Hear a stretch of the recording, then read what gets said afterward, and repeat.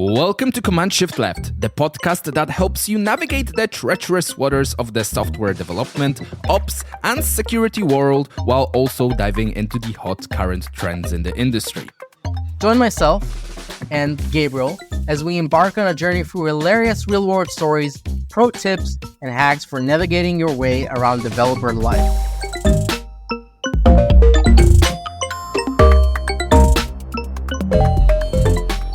Our audience might notice that Philip is not with us for this episode as he's recovering, but we have two amazing guests with us, Benno and Raphael. How about you introduce yourselves, and in no particular order, let's start with Benno. Yeah, so my name is Benno. I'm a venture investor focusing on semiconductors, cloud infrastructure, and application software.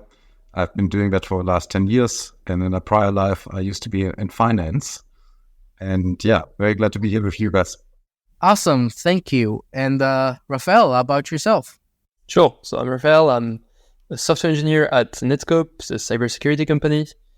We used to be a startup and we got acquired 2 years ago, so it's a very fun journey all the way to the acquisition. And on my free time, I do random stuff like MIM's search engine and rollerblading or building a build system. That's awesome. You can maybe build a build system for rollerblading while you do cybersecurity. I think that's the next trend after AI for cybersecurity AI. Awesome. And Gabriel, you wanna, as your recurring guests, as the recurring host, I should say. I haven't been here for a long time. So Gabriel, I'm the VP of Developer Relations at Permit, developer for too many years, and now I'm trying to advocate developers for authorization. Not too shabby. Awesome. So let's start with our first fact for this episode, and that fact belongs to me. And my fact for this episode is that Hacktoberfest is a thing. So please, first of all, don't be confused with Oktoberfest. We're talking about Hacktoberfest. And this is something that has started as basically a marketing campaign by DigitalOcean, but has grown into an actual tradition that both companies and developers are excited about. And to quote from the Hacktoberfest website, Hacktoberfest is an open source celebration that brings people together from all over the world to make positive impact on open source. And I find it super interesting. Usually developers are allergic to anything that smells even slightly of marketing and even slightly sponsored by a company. But this was really embraced, and a lot of developers are actually looking forward to it and actually looking forward to contribute and working with these companies. So it's a unique phenomenon. And I kind of wonder what made this work as opposed to all of the other campaigns companies are running. And what are your sense about how this is affecting and contributing to open source? Yeah, I guess I'm happy to start. I've seen a bunch of my companies running these, and engagement has actually been amazing, specifically if you have got an OSS project. So a big shout out to Eldad Fuchs at AppRight, who just recently crossed 40,000 stars on GitHub. And if you kind of like look at this community and how he's engaging with all the contributors and all the OSS community, it's astonishing, quite frankly, right? So you get a lot of like contributions, you get a lot of like folks much more involved into a project than previously thought. And it also unsurfaces a couple of like aspects where the project might consider sort of like putting a bit more strategic emphasis on. So all in all, I think it's great to kind of like assemble people around a sort of like common objective and get people involved. Do you think that the open source angle here was critical, or this could have worked for something like completely commercial or for something, I don't know, that is outside of maybe software development? Well, I mean, I've just been to the real Oktoberfest, so I can tell you that the real life Oktoberfest can work in person, and you've got a couple of like million people attending, and it's a lot of like fun.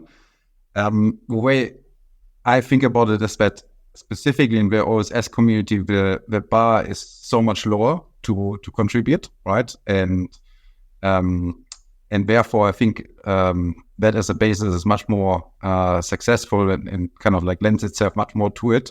rather than a sort of like completely closed versioning, right? I was going to say that like our industry is really special in that sense.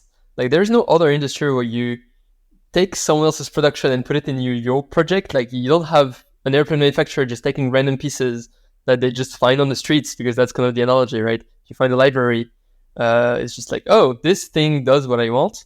I will just use it and sell it to my product. Like you don't have this kind of relationships between the contributors.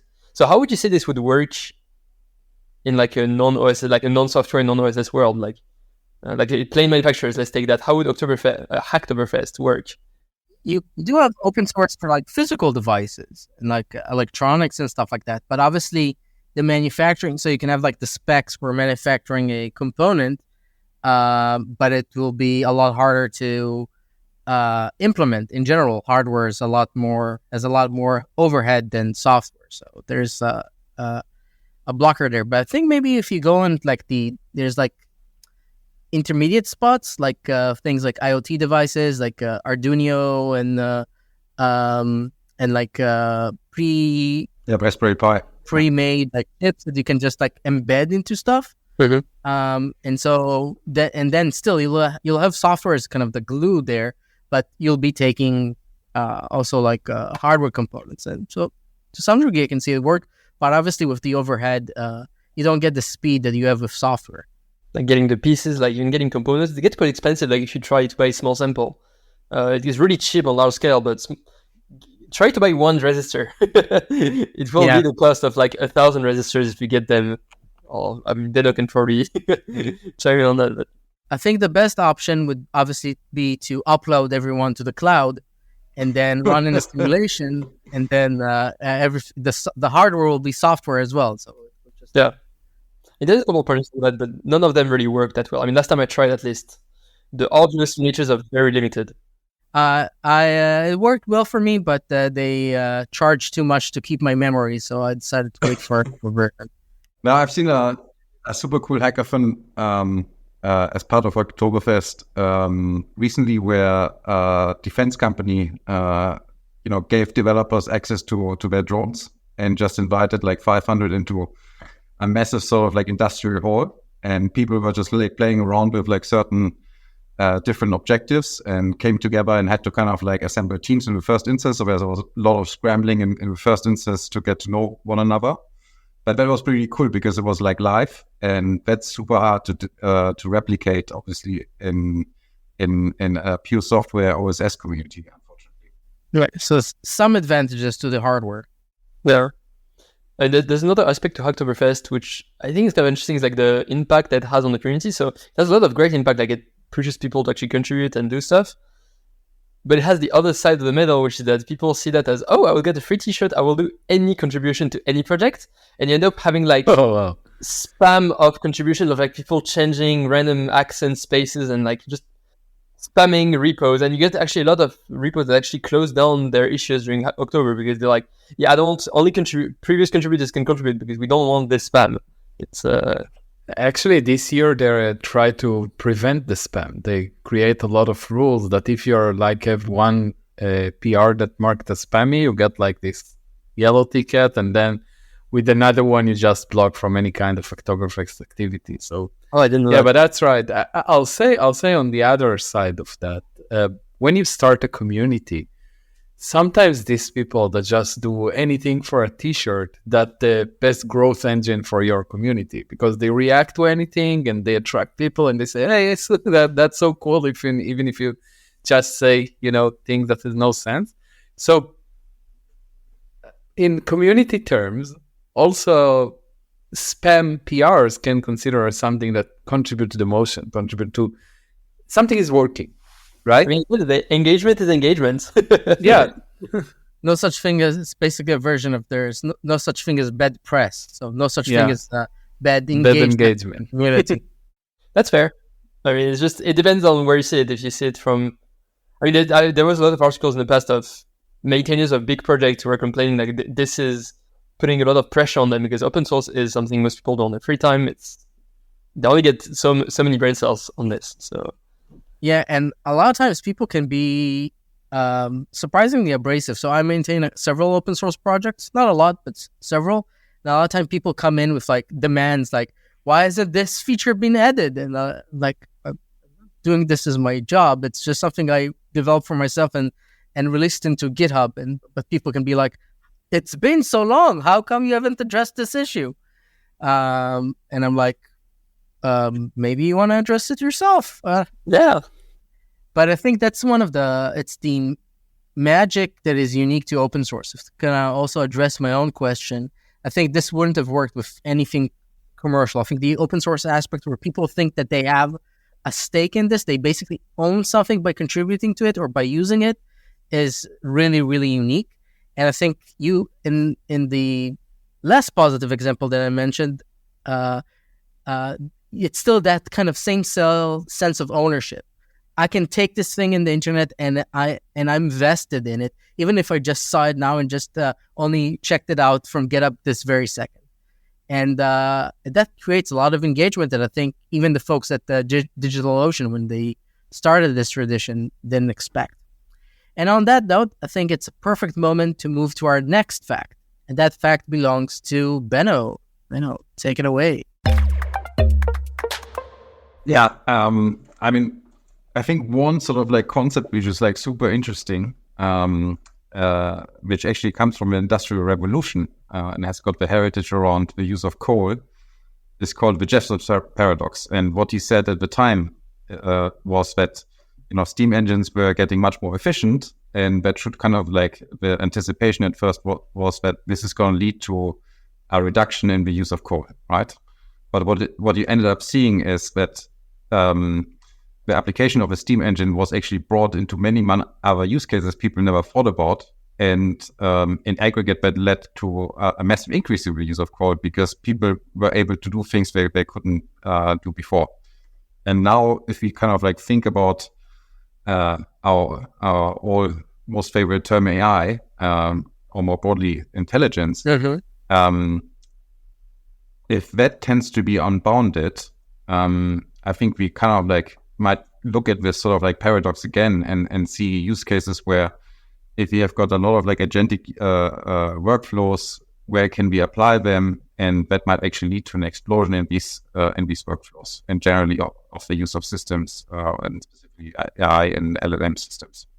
So you say basically the expectation that the cost of something would decrease with its efficiency ends up not being true because people are consuming more of it, and we've seen these trends, this paradox across different technology stacks being built, and you're saying this is likely to also happen with AI. I think it's a bit more than likely. I think you already see that starting to play out. I mean, the same can be said with the use of software.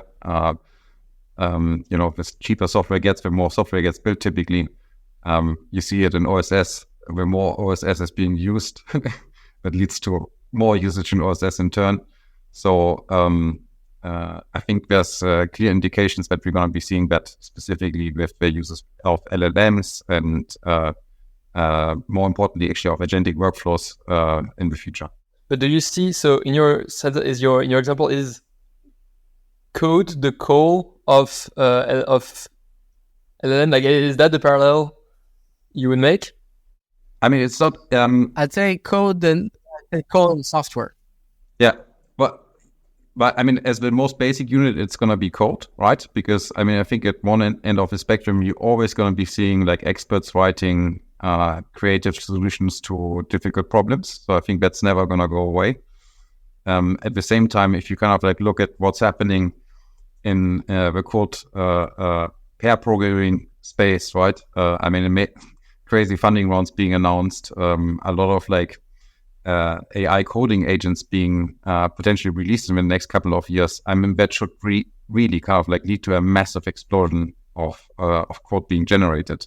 And even, for me, I mean, look, I did MATLAB in university. Wouldn't kind of like consider myself as an expert programmer, but the bar has been lowered so much, right? I mean, even if you kind of like go to GitHub Copilot, which is probably not the best of breed, but you start using Cursor, you start using other sort of like tools like Tab9 and others, I mean, it's amazing, right? What you can do, right? And also from a conceptual perspective, right? So, I was prompting like Cursive the other day for getting sort of like more of a concept, and it kind of like said like, you might kind of like, follow the fabric paradigm for coding here.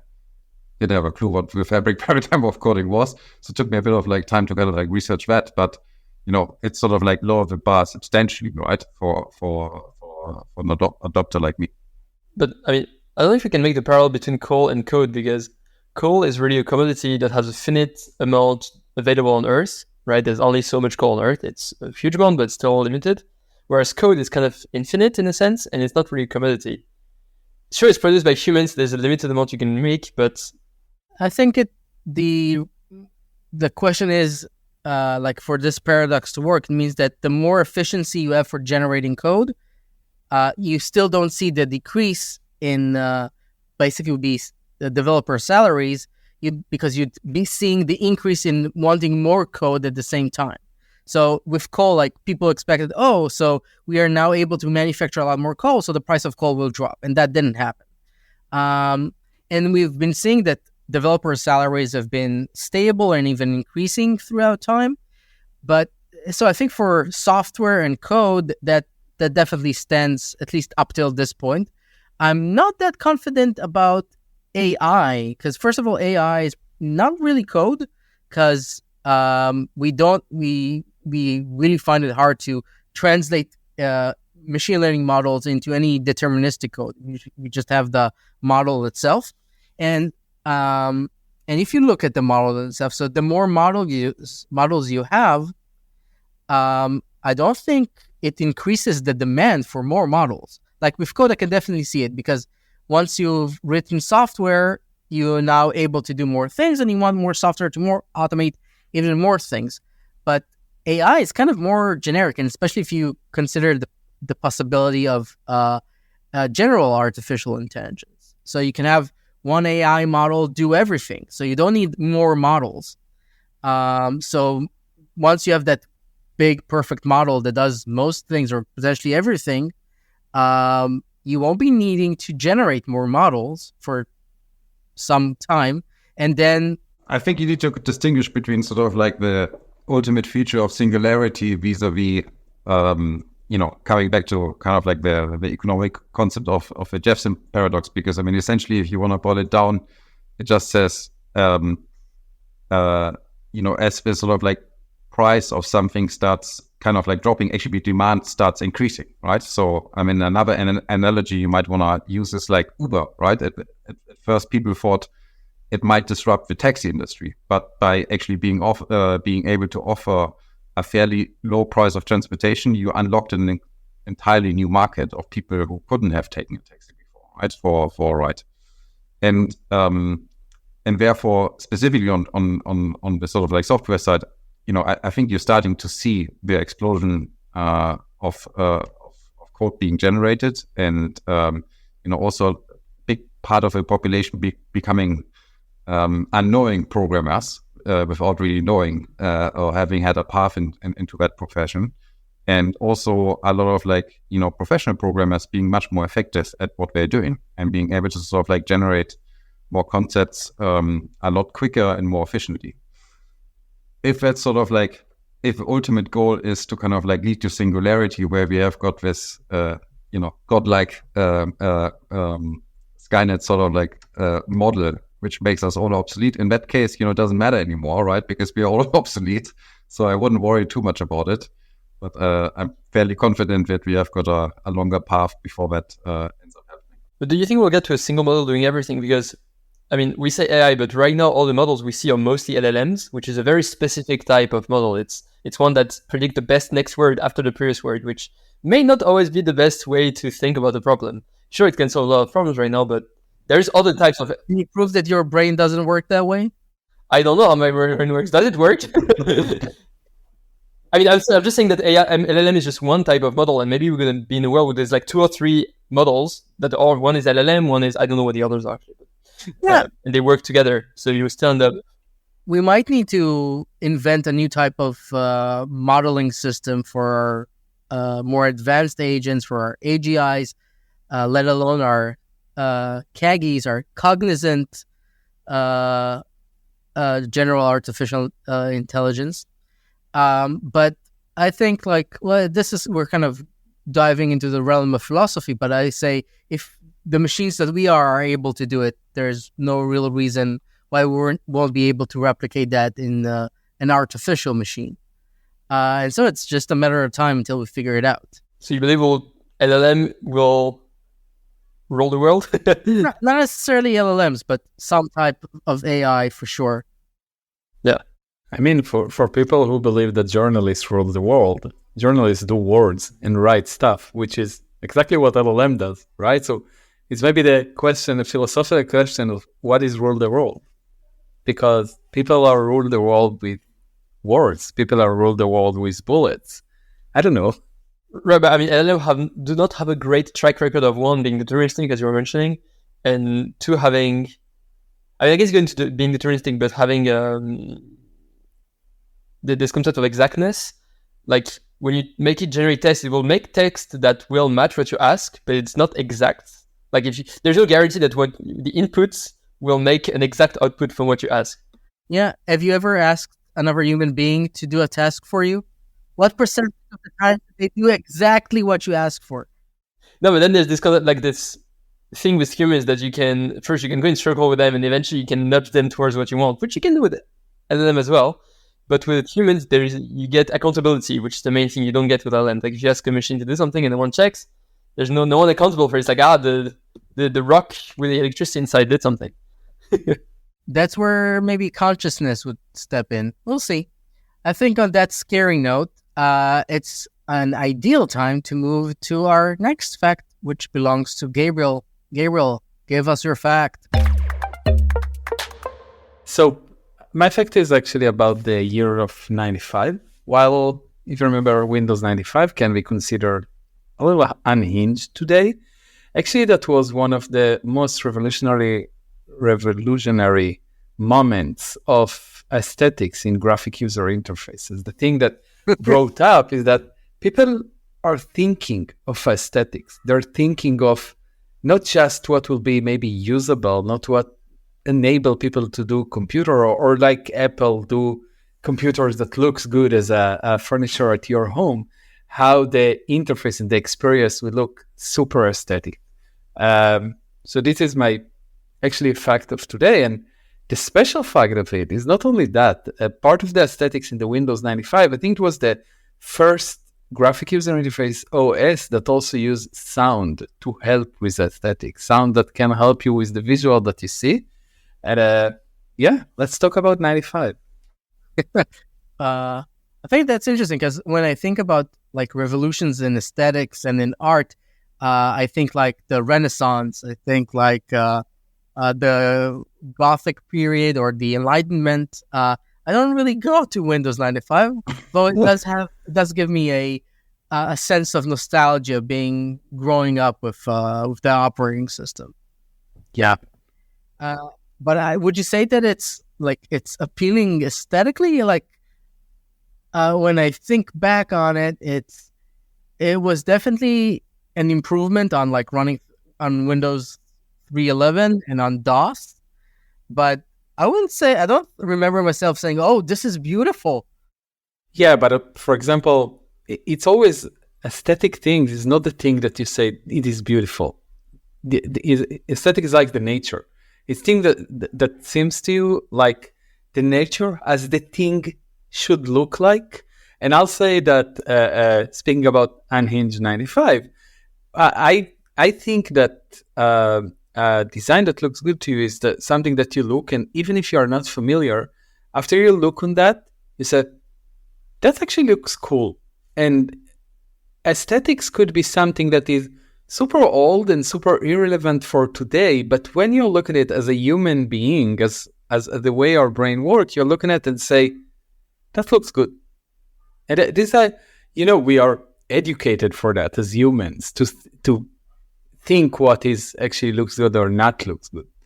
But Windows 95 was maybe it was the moment when computer emerged to people's life. And this is why make the people at Microsoft to think how we can emerge it better, how we can incorporate the computer interfaces into people life. I was going to ask, so you didn't say it was beautiful, but did you say, oh, it's functional? Did you have this reaction instead? Yeah.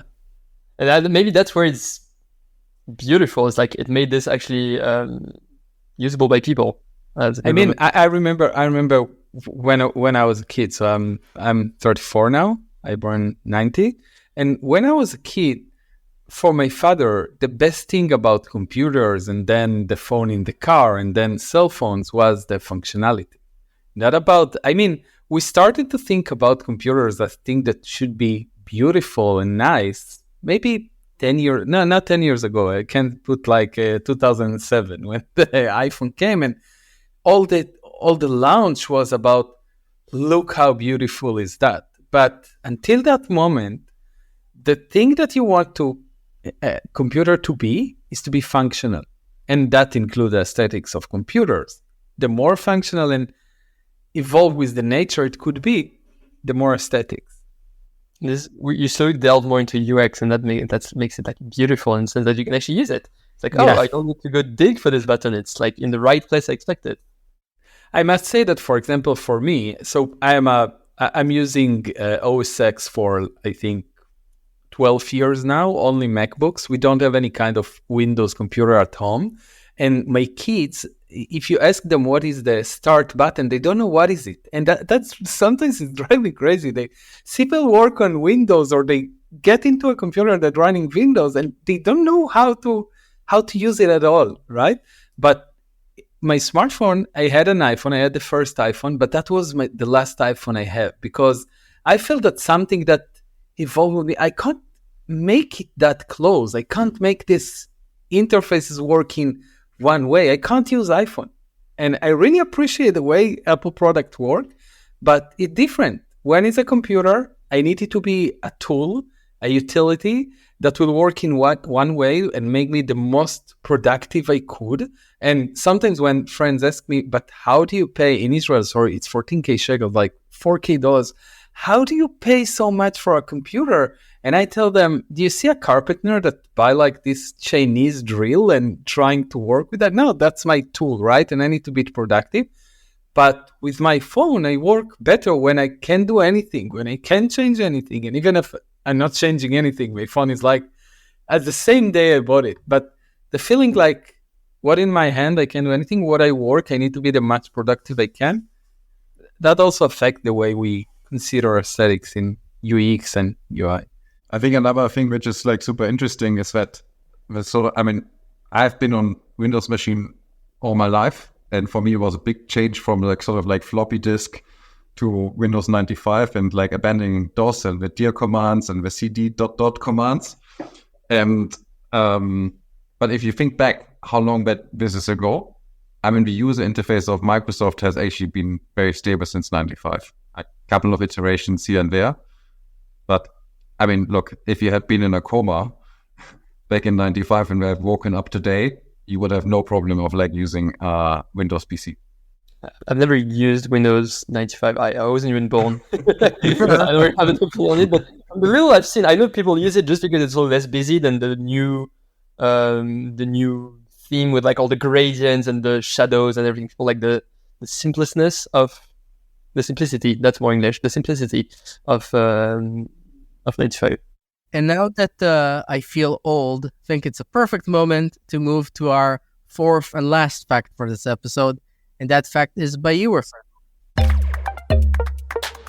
So, my fact is how difficult it is to retrofit any kind of strictness into an existing system, whether we're talking like data consistency or validation or anything, just retrofitting authorization. Actually, that's one of the interesting ones. Retrofitting that into an existing life system without breaking everything, of course, is so difficult. And where do you strike the balance when you bootstrap a company, bootstrap a startup, a project, whatever? The balance between getting stuff done in a reasonable small amount of time and still not shooting yourself in the foot for the next hopefully 20 years you have to maintain, 10, 20 years you have to maintain the project. And what's your experience with, because you're deep in that, I would presume. What's your experience with it? So, wait a minute. So do you have, so is your fact primarily a question? Because I thought you also have the answer.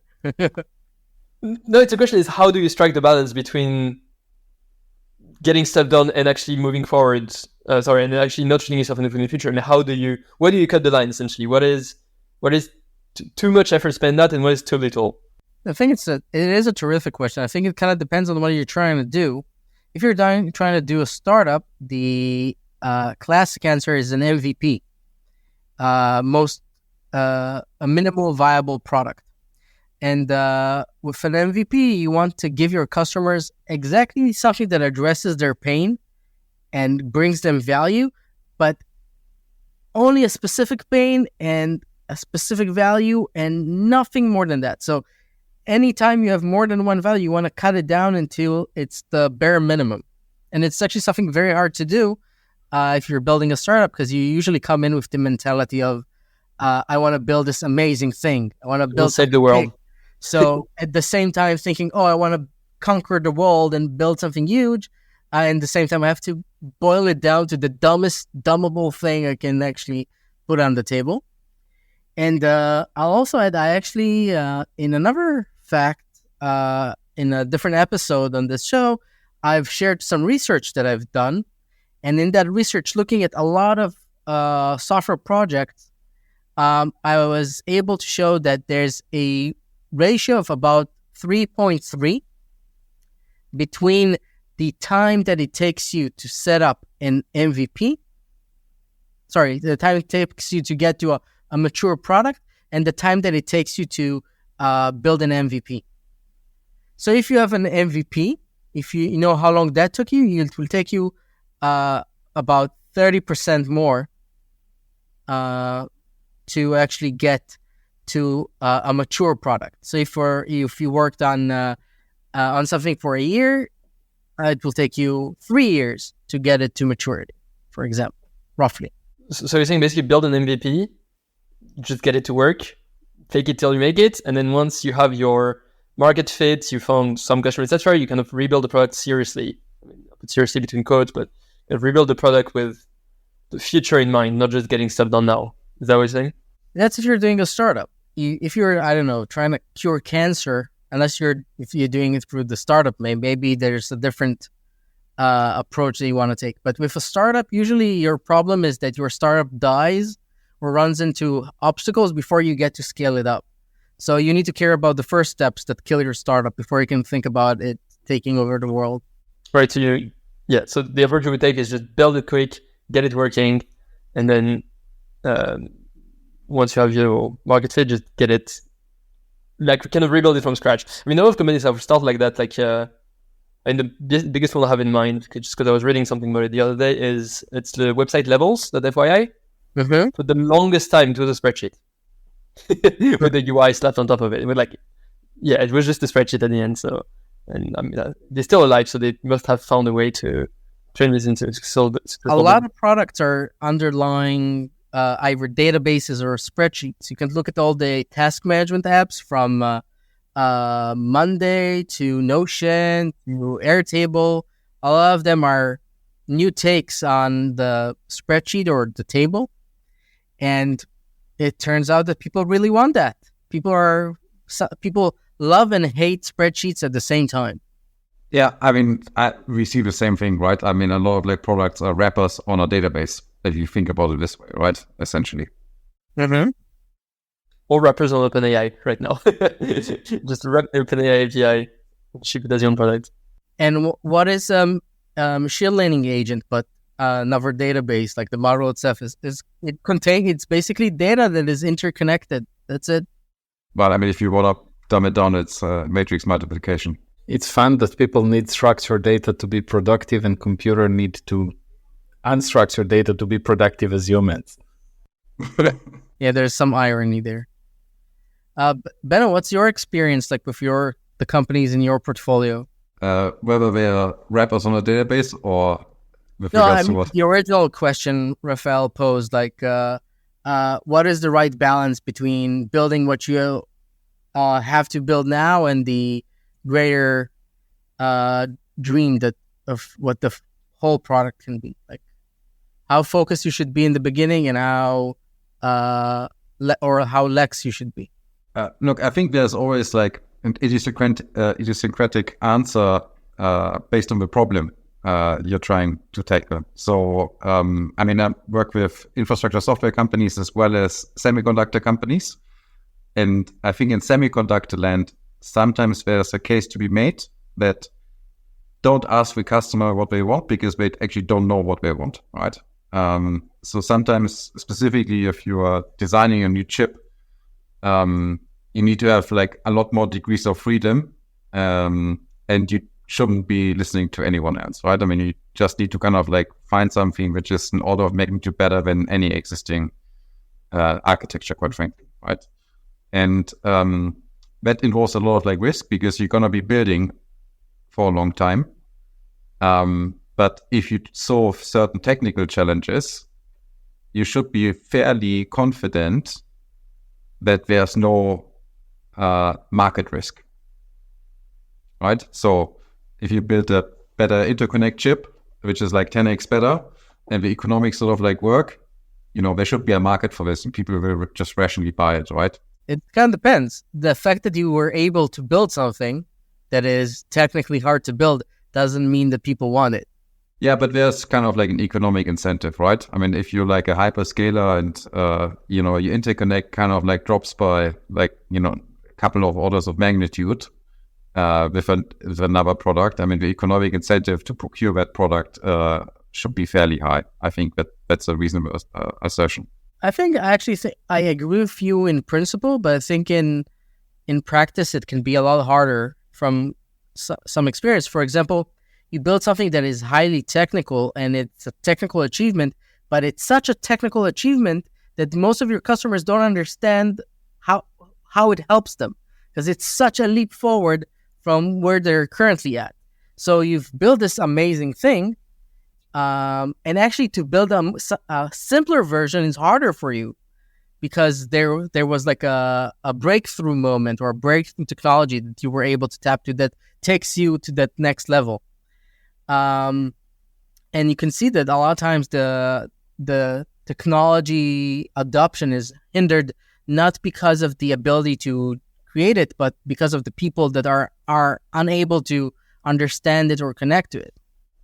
Yeah, look, super fair point. Again, I think it's in Silicon Land, it's a bit different, right? Because you kind of like know what the challenge is. I mean, if you have just like an empirically better performing sort of like chip, then I mean you can measure it. I mean, it's fairly obvious, right? I mean, it's not kind of like rocket science. If it runs much more operations at a fraction of the cost. I mean, that's interesting for a hyperscaler or anyone else who owns a data center, right? Because it's just going to save you a lot of like costs and you might be able to offer your customers in turn a much better sort of like experience.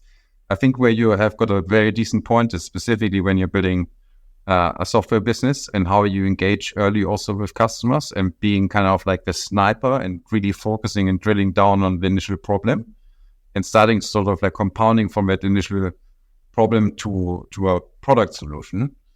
I think here the engagement is much more needed, right? Because sometimes, as you say, you might kind of like work out something which is like super exciting rather than anything which is like really kind of like addressing that specific use case. And that for sure I've seen time and time again. It is a reason why some companies may fail. But with all of this, I mean, there's a lot of like generalizations here. And you do need to kind of like think first principles, specifically when building a company, because there's a lot of like other factors aside from the technology, why people adopt a certain approach vis-a-vis another approach. Just because something is technically superior, and we were just speaking about Microsoft and Windows, I think that's case in point. I mean, they had just like very much better distribution vis-a-vis a technically superior product and succeeded that way, right? And another thing I was as you were talking about more hardware related things, I was wondering how does everything we discussed before with software applies to the hardware world, and is it possible to have the same speech about it because let's say you're making planes, for example, and you're called Boeing, yeah? How much corners can you cut before it starts showing and being a big problem? Well, when the doors are falling off, it's typically a good test during the flight. Yeah. I think if you find yourself needing to hire assassins just to keep your business in line, then you went off the rails. Yeah, but there's things I think we can do in the software world that are much easier to do in the software world than in the hardware world. Like, there's only so much corners you can cut in hardware world because there's real world implication. Although there's real world implication with software as well, but it's more physical with real world. I mean, depending on what you're building, but well, there are a lot of plays that are happening in hardware now that I think are kind of that have similarities with software, and a lot of that is like in doing verticals and in doing specialization. So, for example, there are companies like Next Silicon, so they're trying to produce not just a chipset that is more efficient, but a chipset that is more tailored to a certain set of tasks, and it has optimizations for certain server usage, for example. So that's kind of like a completely different angle. And we're seeing this also with like GPUs, and I think NVIDIA was skyrocketed by crypto and now by AI. And it's not necessarily that their hardware was significantly better in general from the other companies, but their specialization in the specific task and being the primary vendor there kind of skyrocketed them, at least for a time. And there's a significant interplay with the software, right? I mean, good example obviously with CUDA on the NVIDIA ecosystem. I mean, if I wouldn't have CUDA and the programmability and all the libraries which kind of like developers are used to kind of like using, I mean, that would put them at a significant disadvantage, right? Because then that's definitely NVIDIA's edge. It's CUDA. I think that's what was like amazing currently is like, I think it was released by Google not so long ago, maybe a few weeks ago, how they're using AI-assisted design tools to optimize their TPUs, right? I mean, I think that's an area to kind of like, keep an eye on, because using like proper sort of like intelligent models to optimize the design process, I mean, that can potentially cut down production times of silicon very significantly, and also kind of like make the silicon much more purpose built, right? I mean, look, we have always believed that we're going to be seeing a future where you have got dedicated architectures for dedicated workloads, and when you now think about sort of like chiplet architectures and bundling a couple of like chips together for optimizing an application in its specific sub areas, I think that's an super exciting future, quite frankly. I'm a bit out of my depth here, but I feel like FPGAs, so field programmable gate arrays, could be used to definitely cut corners, reduce cost of development, because you can just kind of you use the FPGA as a framework, and you use software to build hardware, and then when it's ready, you turn the software back into hardware, and you can produce it en masse and just... You pay a lot for that translation back and forth, but yeah, maybe. Are you fundraising? I mean, the alternative, which is making like producing the chip, like working on the V1 of your chip, producing it, testing it, being like, the chip is missing a semicolon and the rock is missing a semicolon inside, having to redo it, that's probably much more expensive in the long run than having FPGA. I mean, that's what I think Intel does that. I mean, probably other companies, when they're developing their new chipsets, they have, most of it is an FPGA, and they can use that to move forward. In general, these plays with hardware take a lot longer. So, like we mentioned NVIDIA, so they started in 1993, kind of close to Windows 95, which we also mentioned. Still wasn't old. So, like they were a successful company for a while, but they weren't this titan of industry until very recently. So you need a lot of patience if you go down that road, if you want to see the real significant outcomes. So I think it boils down to a lot of questions, a lot of decision making around pros and cons of the different approaches that you take in the specific problems that you're addressing. And on that, I think, note of pondering, I'll wrap this show up. Benno, Raphael, Gabriel, thank you for joining me on this episode of Command Shift Left. Bye, everyone. I think this is the perfect time to wrap up the show. If you liked this podcast, tell your friends about it. If you didn't like it, tell your enemies about it.